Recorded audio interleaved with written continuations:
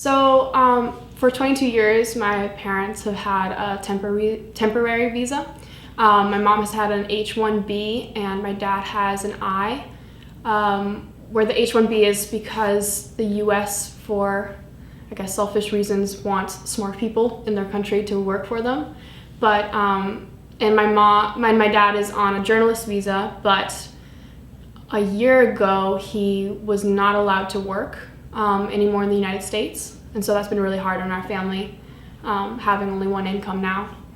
And now we have to move back to Denmark for a year in order to renew our visa, because with her H-1B, the United States sets it up so actual Americans have a chance to take her job.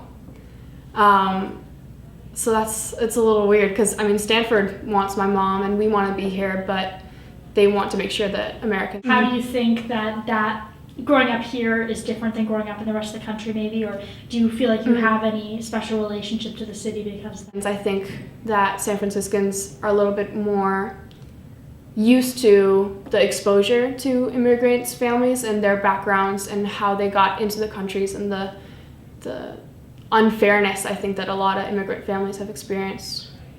It's have the first priority.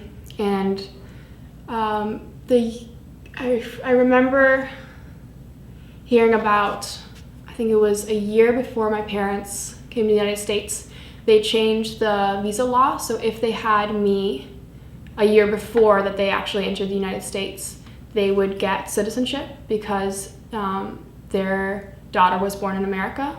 But that was changed because they didn't want Mexican women to come to the United States and get citizenship that way. So it's weird how those stereotypes have affected my life, even though we are kind of the ideal immigrant family because we're paying taxes, my mom works at Stanford educating people. And so we have to be out of the country for a year, which is really hard because I'm a junior currently, or I'm gonna be a junior, and I really don't want to leave. I mean, the United States is my home, and even though I have a bittersweet connection to the country, I still would like my life to be here.